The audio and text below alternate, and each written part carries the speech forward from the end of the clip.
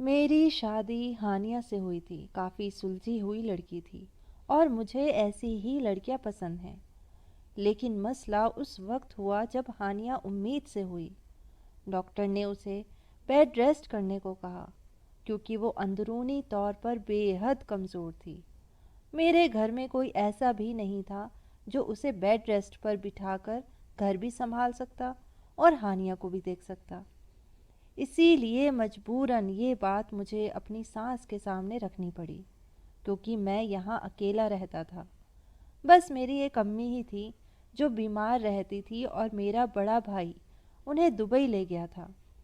मैं अपनी अम्मी को वापस तो नहीं बुला सकता था और हानिया ज़रा भी चलती फिरती तो हाँफने लगती थी। सास ने जब मेरी ये बात सुनी तो मेरी छोटी साली को मेरे साथ भेजने के लिए तैयार हो गई। वो सिर्फ 17 साल की थी, लेकिन थी शायद थोड़ी सी बेवकूफ़। हमारी शादी पर भी मुस्कुरा मुस्कुरा कर मुझे देखती रहती थी। मैंने भी आगे से उसकी मुस्कुराहट का जवाब मुस्कुराहट से ही दे दिया तो शर्माने लगी। दुपट्टा मुंह में डाले शर्मा कर ड्राइंग रूम के बाहर चली गई। उसकी ये हरकत लगी तो बड़ी अजीब थी, लेकिन बहरहाल मैंने कोई ख़ास ध्यान नहीं दिया। फिर ड्राइंग रूम के दरवाजे पे खड़ी होकर मेरी बीवी और मेरी सास की बातें सुन रही थी। अब मुझे देखकर मुस्कुराए जा रही थी या शर्मा रही थी, मैं समझ ही नहीं पा रहा था। अगर शर्मा भी रही थी तो क्यों शर्मा रही थी। बहरहाल मेरी सास ने उसको बोला कि सारा, अपने कपड़े बैग में डाल लो, भाई तुम्हें लेने आए हैं। ये सुनकर वो फौरन से अपने कमरे में चली गई। थोड़ी देर बाद एक छोटा सा सफरी बैग उसके हाथ में था। मैं बाइक पर अपनी सास के घर आया था, इसलिए अपनी बाइक पर ही उसको मैंने बिठा दिया था। मैंने उसका सामान आगे रखा और उसे पीछे बैठ जाने का इशारा किया। हालांकि मोटरसाइकिल के पीछे स्टैंड लगा हुआ था, लेकिन उसने मुझे कंधों से पकड़ा। यहाँ तक तो बात समझ में आती थी। वो मेरे साथ बैठ गई। मैंने बाइक चलानी शुरू कर दी, लेकिन जैसे ही आधा रास्ता तय हुआ उसने अपने हाथ कंधे से हटाकर मेरी कमर पे रखे और फिर धीरे धीरे वो मेरे करीब होने लगी।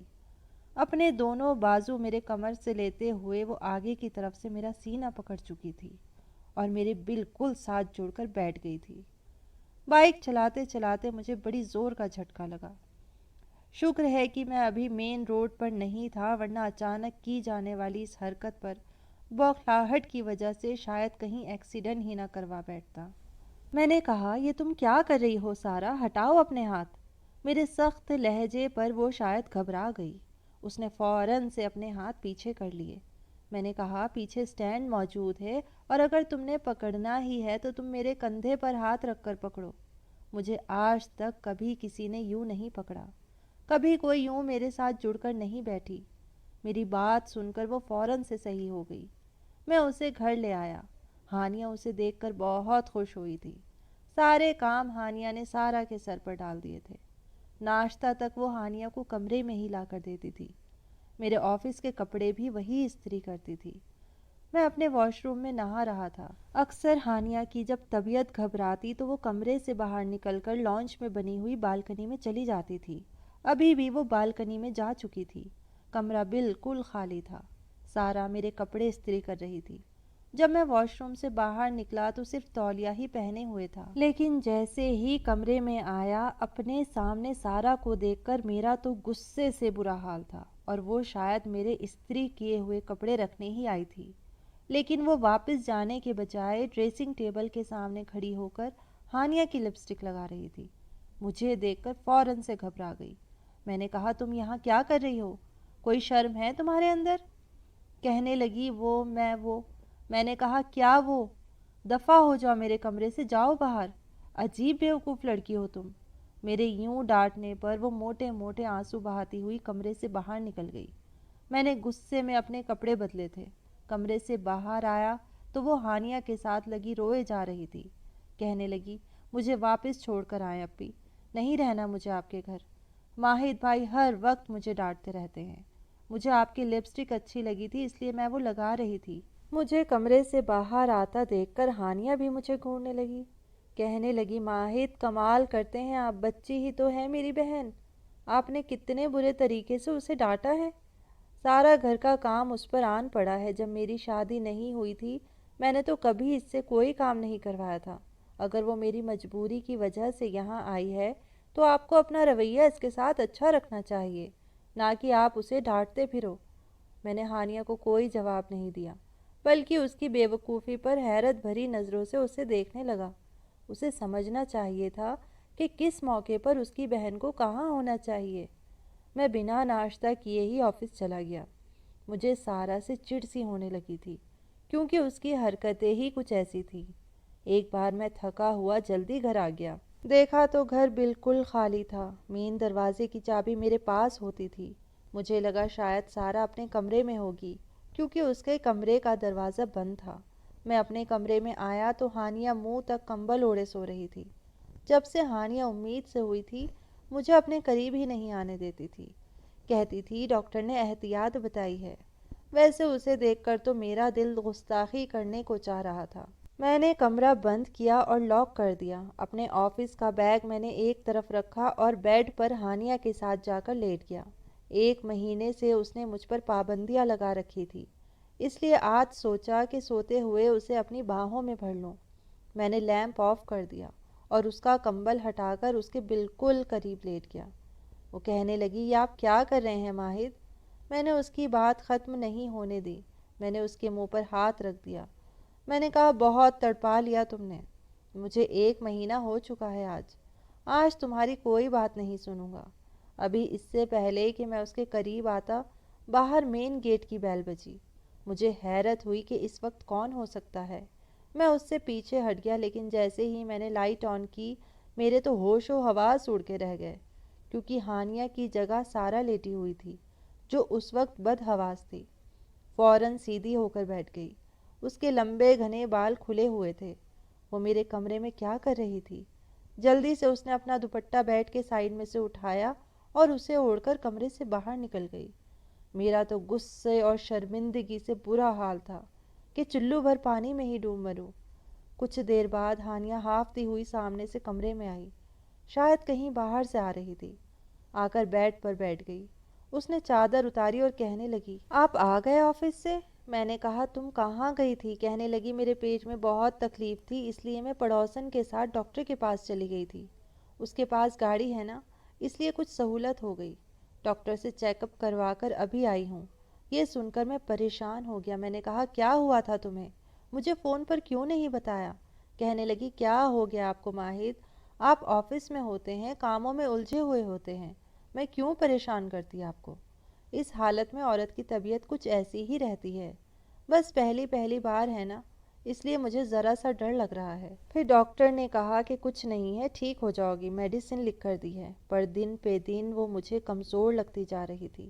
لیکن اس وقت مجھے فکر یہ تھی کہ کہیں سارا اپنی بہن کو یہ بات نہ بتا دے۔ میں تو شاید ہانیہ سے نظریں بھی نہ ملاتا۔ جو کچھ ہوا تھا وہ ایک اتفاقاً حادثہ تھا۔ میں نے اس سے کہا کہ تم آرام کرو، میں ابھی آتا ہوں۔ میں نے اپنے کپڑے بدلے اور کمرے سے باہر نکل آیا۔ سارا اس وقت کچن میں روٹیاں بنانے میں مصروف تھی۔ میں کچن میں گیا تو وہ روٹیاں بنا رہی تھی۔ میں اس کے پاس آ کر کھڑا ہو گیا۔ مجھے دیکھ کر اس نے اپنے چہرے کا رخ بدل لیا۔ میں نے اپنی نظریں جھکائی تھی، کیونکہ غلطی میری ہی تھی، لیکن قصور صرف میرا اکیلے کا نہیں تھا، سارا کا بھی تھا۔ اگر آرام کرنا ہی تھا تو اپنے کمرے میں بھی تو کر سکتی تھی نا۔ میرے کمرے میں لیٹنے کی اسے کیا ضرورت تھی؟ بہرحال میں نہیں چاہتا تھا کہ یہ بات ہانیہ تک پہنچے۔ میں نے اس سے کہا کہ جو کچھ بھی ہوا اپنی بہن سے نہ کہنا۔ میرا لہجہ ذرا سخت تھا۔ وہ خاموش ہی رہی۔ پھر مجھے احساس ہوا کہ مجھے یہ بات تھوڑی نرمی سے کرنی چاہیے تھی، کہیں میرے غصے بھرے لہجے کو دیکھ کر بات خراب ہی نہ ہو جائے۔ میں نے کہا، سارا دیکھو، جو کچھ بھی ہوا وہ محض ایک اتفاق تھا۔ پہلے تو تمہیں میرے کمرے میں سونا ہی نہیں چاہیے تھا۔ پھر تم نے منہ تک کمبل اوڑھ رکھا تھا۔ میں نہیں جانتا تھا، مجھے لگا تم ہانیہ ہو، لیکن پھر بھی جو کچھ ہوا اس کے لیے میں معذرت چاہتا ہوں۔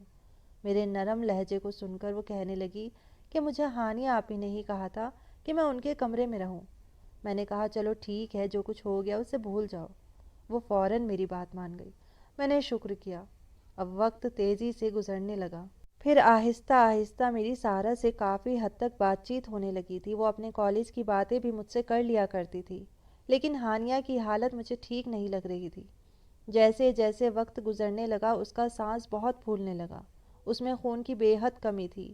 آئے دن کبھی میں اسے آئرن کی ڈوز لگواتا تو کبھی طاقت کے انجیکشن لگواتا۔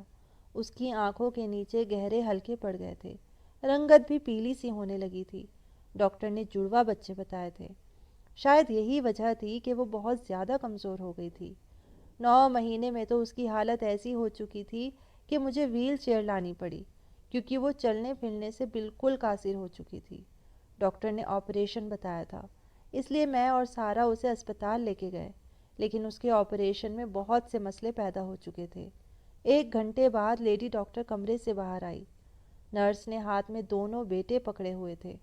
اپنے بچوں کو دیکھ کر میں خوشی سے دیوانہ سا ہو گیا۔ میں نے دونوں کو اپنی گود میں بھر کر پیار کیا۔ سارا نے ایک بیٹا مجھ سے لے لیا اور پیار کرنے لگی، لیکن ڈاکٹر کے چہرے کو دیکھ کر میرا دل کھٹکا تھا۔ لیڈی ڈاکٹر کہنے لگی، مسٹر ماہد، آپ کی وائف کی حالت بہت خراب ہے۔ یہ سن کر میں بہت پریشان ہو گیا تھا۔ میں نے کہا کہ اسے کیا ہوا ہے؟ وہ کہنے لگی کہ وہ سروائیو نہیں کر پا رہی، ان کے پاس بس کچھ ہی دیر بچی ہے، آپ پلیز جا کر ان سے مل لیں۔ یہ سن کر تو میرے پیروں تلے سے زمین ہی کھسک گئی ہو۔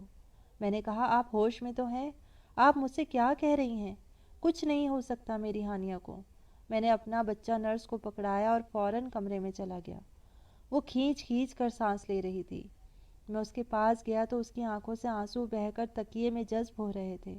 مجھے دیکھ کر بس ہلکا سا مسکرائی تھی۔ میں اس کے پاس جا کر بیٹھ گیا۔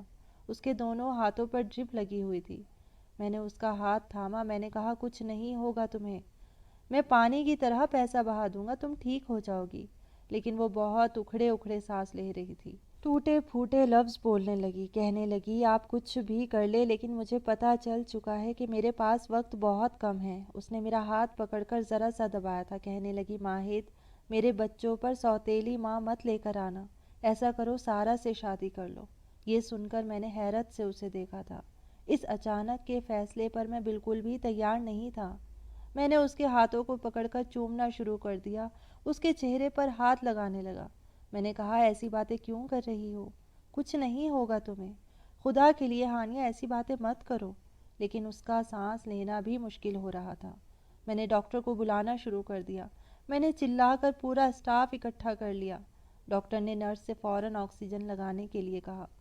پورا اسٹاف ہانیہ کے آس پاس کھڑا ہو چکا تھا، لیکن اس نے میرا ہاتھ نہیں چھوڑا۔ وہ مجھے دیکھے جا رہی تھی جیسے اپنی آخری خواہش پوری کر رہی ہو، جیسے مجھے آنکھوں میں سما لینا چاہتی ہو۔ میرے آنسو لگاتار بہہ رہے تھے، لیکن وہ مجھے چھوڑ کر جا چکی تھی۔ میرا شمار ان مرد میں سے ہوتا تھا جو اپنی بیوی کے لیے ساری خواہشات اور جذبات رکھتے ہیں اور ایک بیوی کے قائل ہوتے ہیں۔ ہانیہ سے میری ایسی ہی دلی محبت تھی۔ اس کا دھیما مزاج، فرما برداری میرے دل میں اس کے لیے ایک الگ ہی مقام بنا چکی تھی۔ مجھے اس سے بے حد محبت تھی۔ میں نے کبھی کسی لڑکی کو نظر اٹھا کر نہیں دیکھا تھا۔ میرے سارے جذبات صرف ہانیہ کے لیے تھے، جو مجھ سے بس ایک التجا کر کے جا چکی تھی۔ اس کے مردہ وجود کو دیکھ کر، کھلی آنکھوں کو دیکھ کر، اس کے بے جان ہاتھ کو اپنے ہاتھ میں دیکھ کر مجھے لگا جیسے کسی نے اندر سے میری روح کھینچ لی ہو۔ میں اسے اٹھانے لگا، دونوں ہاتھوں سے پکڑ کر جھنجھوڑنے لگا، تم مجھے یوں چھوڑ کر نہیں جا سکتی۔ ابھی تو ہم نے زندگی ساتھ گزارنی تھی، ہم نے وقت ہی کتنا گزارا تھا، لیکن وہ جا چکی تھی۔ لیڈی ڈاکٹر نے مجھے بولا کہ آپ حوصلہ رکھیں، ابھی تو سارا اس بات سے انجان تھی کہ ہانیہ ہمیں چھوڑ کے جا چکی ہے۔ جب میں کمرے سے باہر آیا تو کہنے لگی، آپ ہی کی طبیعت کیسی ہے ماہد بھائی؟ میری آنکھوں سے آنسو بہہ رہے تھے۔ میں نے اپنے بچوں کو اس کے ہاتھوں سے لے لیا۔ میں نے کہا، وہ ہمیں چھوڑ کے جا چکی ہے، اب کبھی واپس لوٹ کے نہیں آئے گی۔ یہ سننا تھا کہ وہ بہت رونے لگی، کہنے لگی، آپ جھوٹ بول رہے ہیں۔ میں اپنی سانس کو فون کرنے لگا۔ یہ قیامت تھی جو ہم پر ٹوٹی تھی۔ میری سانس کا رو رو کے برا حال تھا۔ دونوں بچے اب اس وقت سارا کے پاس تھے۔ 2 دن سارا اور میری سانس گھر پر ہی رہے۔ پھر میری سانس کہنے لگی کہ ہم اپنے بچوں کو اپنے گھر لے جانا چاہتے ہیں، یہاں پر ان کی دیکھ بھال کرنے والا کوئی نہیں ہے۔ میں نے اس وقت کوئی اعتراض نہیں کیا تھا، سب لوگ گھر سے جا چکے تھے۔ میں تنہا اپنے گھر میں رہ گیا تھا۔ میں تھا یا پھر ہانیہ کی یادیں تھی کہ ابھی ہنستی مسکراتی ہوئی کمرے سے باہر نکلے گی، کہے گی، ماہد آپ کیوں اداس ہیں، میں یہیں تو ہوں آپ کے پاس۔ 1 مہینہ گزر چکا تھا، میں نے اپنا آفس جوائن کر لیا۔ روزانہ کچھ دیر کے لیے ہی میں اپنے سسرال جاتا تھا، وہاں اپنے دونوں بیٹوں کے ساتھ کچھ وقت گزارتا اور پھر واپس لوٹ آتا۔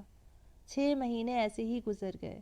میرے کولیگز مجھے دوسری شادی کا مشورہ دے رہے تھے، لیکن میں ذہنی طور پر تیار نہیں تھا۔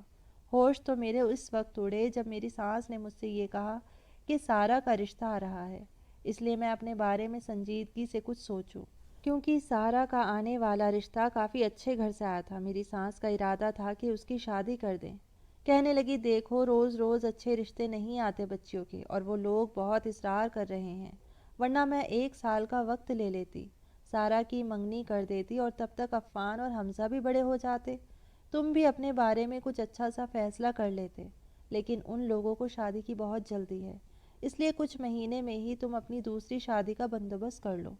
میری بوڑھی جان میں اتنی طاقت نہیں ہے کہ میں دونوں نواسوں کو سنبھال سکوں، ورنہ میں کبھی بھی اپنی بیٹی کی اولاد کو سوتیلی ماں کے حوالے نہ کرتی۔ آنسو بہاتے ہوئے میری ساس نے یہ سب کہا تھا، اور میں گم سم بیٹھا سب سن رہا تھا۔ کسی عورت کو اپنی زندگی میں لانے کا میں تصور بھی نہیں کر سکتا تھا۔ لیکن پھر میرے بچے میری بیوی کی آخری نشانی ہیں، میں بھی نہیں چاہتا تھا کہ کوئی بھی غیر عورت آئے اور ان کے ساتھ سوتیلوں والا برتاؤ کرے۔ میں نے کہا، آپ سارہ کے رشتے کے لیے انکار کر دیں۔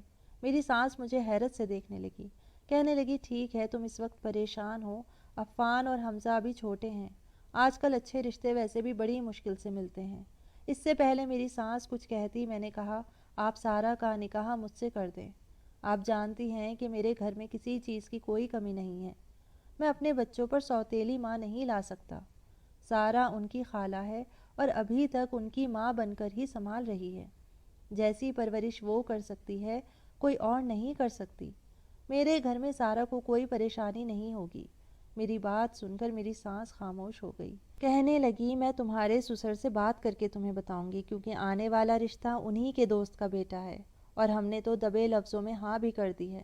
میں نے کہا، آپ انکار کر دیں، کیونکہ میں صرف سارہ سے ہی شادی کر سکتا ہوں، اور یہ ہانیہ کی بھی آخری خواہش تھی۔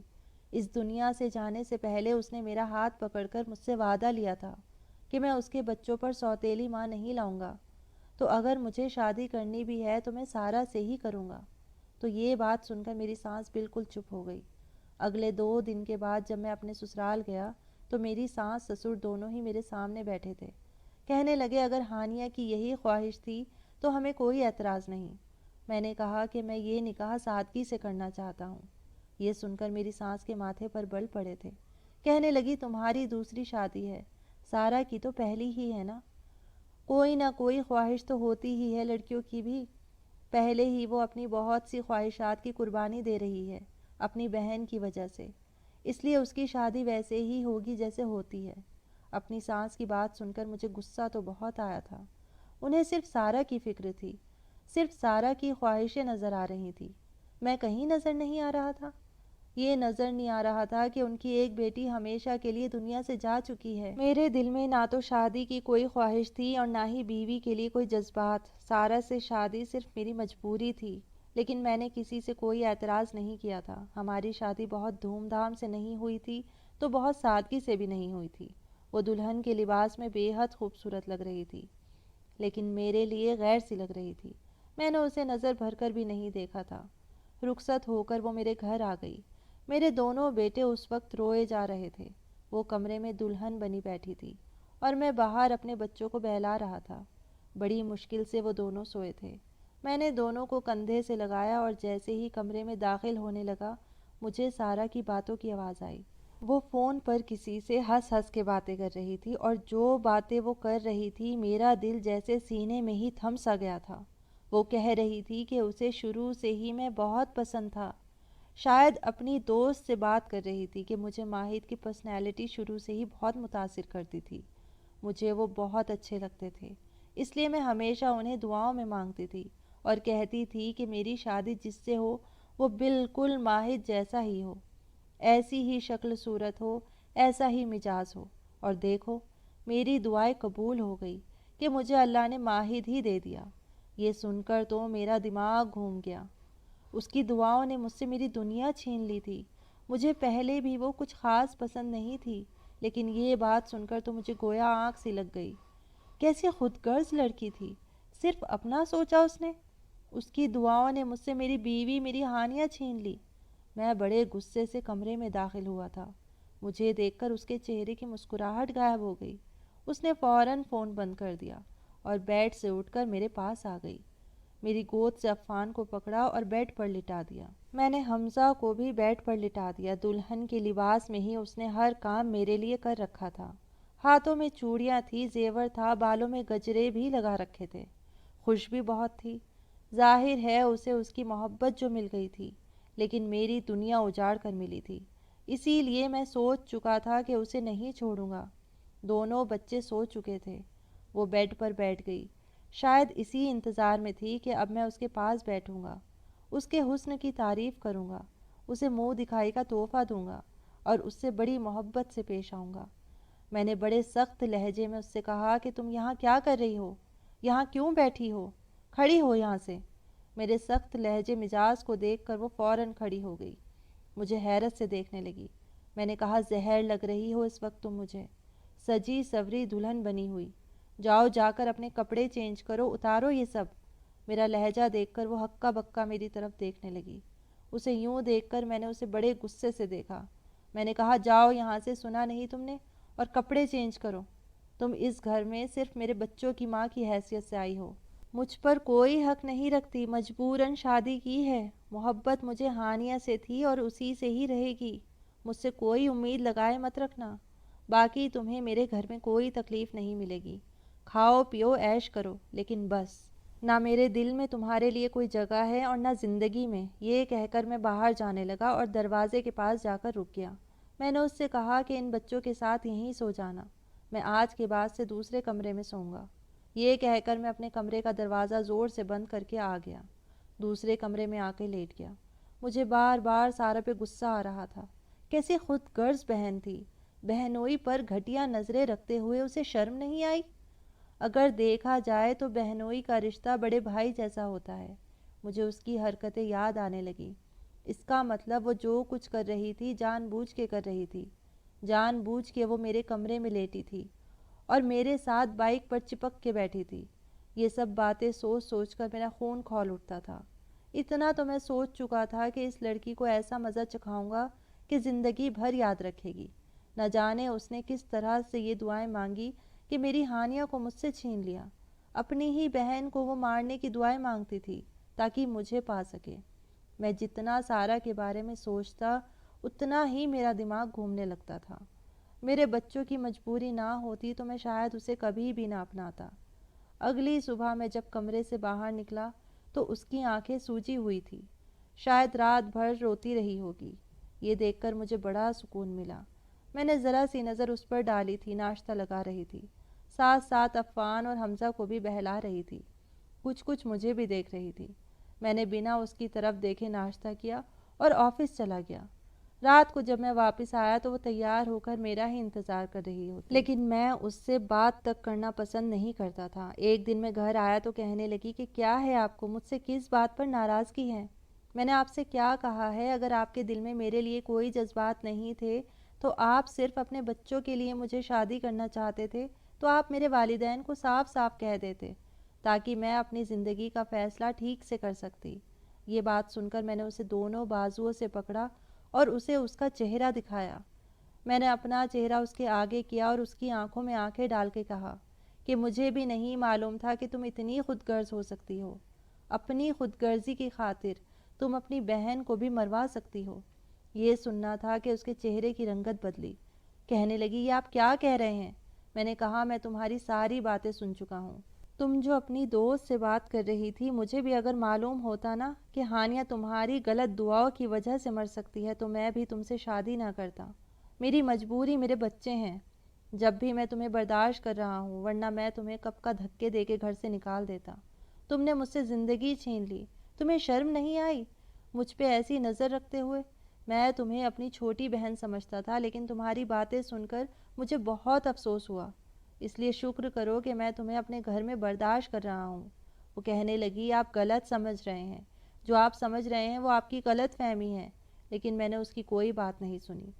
خیر وہ اب چپ چپ سی رہنے لگی، سادہ سے لباس میں اداس سی رہنے لگی، مجھ سے بات بھی نہیں کرتی تھی، ہاں بس میرے لیے سارے کام کر دیا کرتی تھی۔ وقت یوں ہی گزرنے لگا، میرے بچے 3 سال کے ہو چکے تھے، میں نے ان کا ایڈمیشن اسکول میں کروا دیا۔ ایک بار بچوں کی شاپنگ کرنے میں اسے اپنے ساتھ لے گیا۔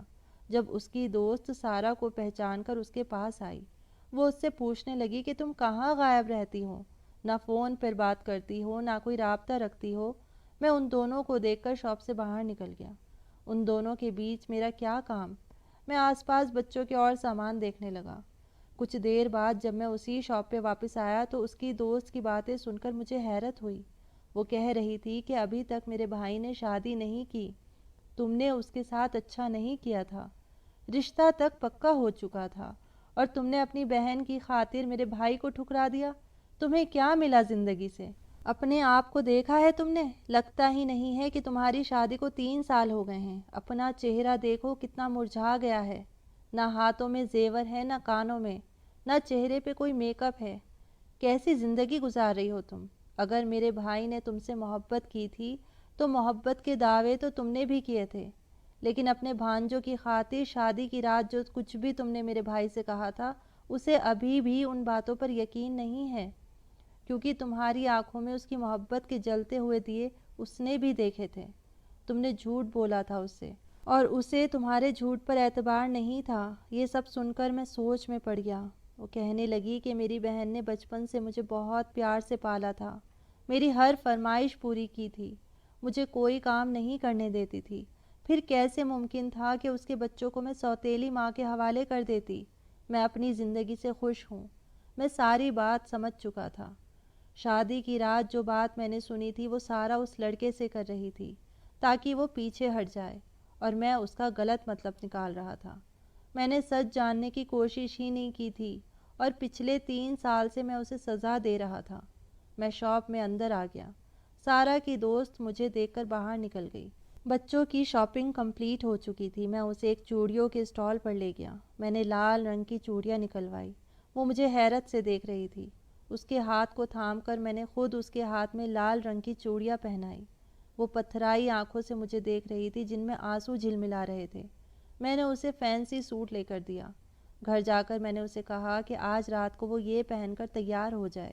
اسے میں نے کچھ نہیں کہا تھا، اور اس نے بھی کچھ نہیں کہا، بالکل چپ تھی۔ رات کو جب میں کمرے میں آیا تو دونوں بچے سو رہے تھے۔ وہ خاموش سی بیڈ پر بیٹھی تھی۔ تیار ہونے کے باوجود بھی اس کے چہرے پر رونق نہیں تھی۔ میں نے اس کے ہاتھ میں سونے کے کنگن پہنائے۔ اس کے آنسو بہہ رہے تھے۔ میں نے کہا مجھے معاف کر دو، میں واقعی غلط تھا، مجھے تم سے سچائی جاننی چاہیے تھی۔ میری یہ بات سن کر وہ سسکیوں سے رونے لگی۔ کہنے لگی میرے دل میں آپ کے لیے پہلے سے بھی کوئی جذبات نہیں تھے، اور شاید اب بھی نہیں ہیں۔ بہتر ہے آپ مجھے بچوں کی ماں ہی سمجھے۔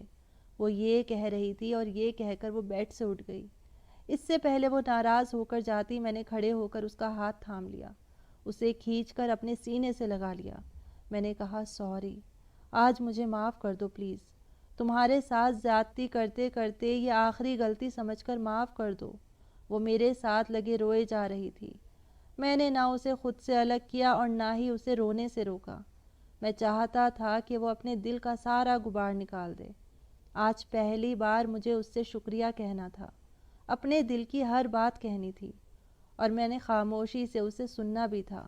میں جانتا ہوں کہ اس کے بعد صرف خوشیاں ہی ہماری زندگی میں ہوں گی۔